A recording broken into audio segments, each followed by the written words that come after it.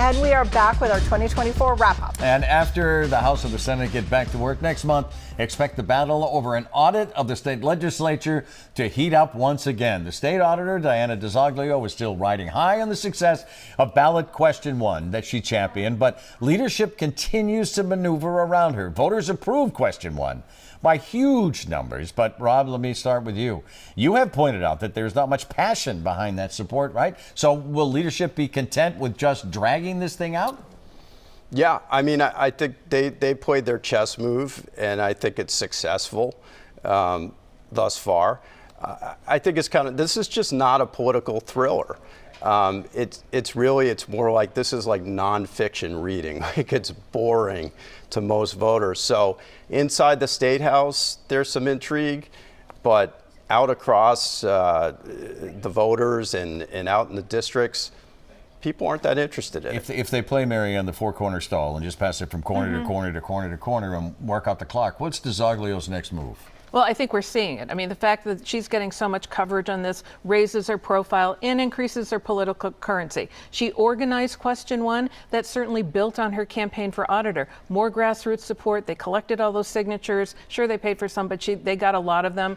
And now small donor dollars come with that. So what I think we're watching is the likely prospect of Diana DiZoglio running against Maura Healey in 2026. And I think when you connect all those dots, I think that's what we're looking at. She may well do it. All right. Well, the Mass GOP continues to fight against a blue tide. John Deaton's run against Senator Elizabeth Warren went about as expected. He lost 60 to 40. But President-elect Trump's numbers were up. In fact, he won in Fall River. Is the Charlie Baker Republican still the best fit for Massachusetts, or is that changing, Rob?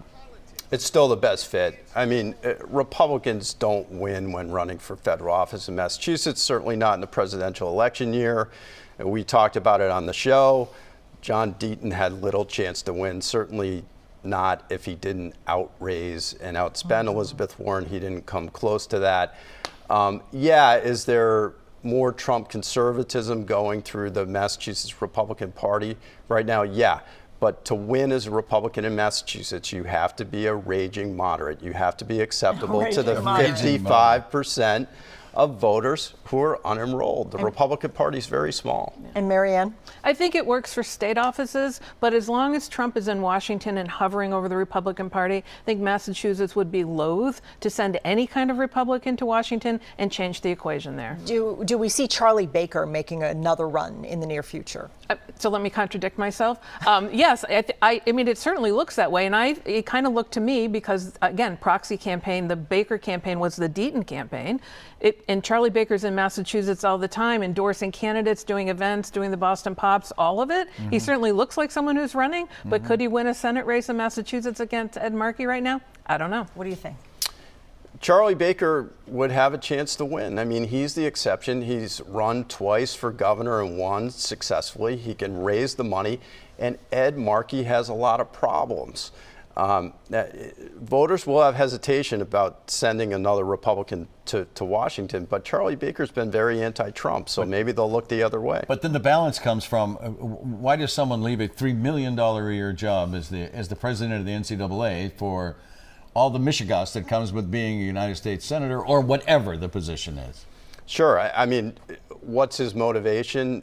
Does he have any motivation? We'll see. Do you really want to keep doing NILs with college kids in the portal? I don't know. At $3 million a year, I might think about it. A fair amount of Michigas in the job he has now. Listen, Good point by you. Instead of getting beat up by a congressional committee like Charlie Baker did recently, he could be on the committee asking the questions. So when we come back, the best political year and the worst political year, Rob and Marianne are sharpening their pencils. They make the call.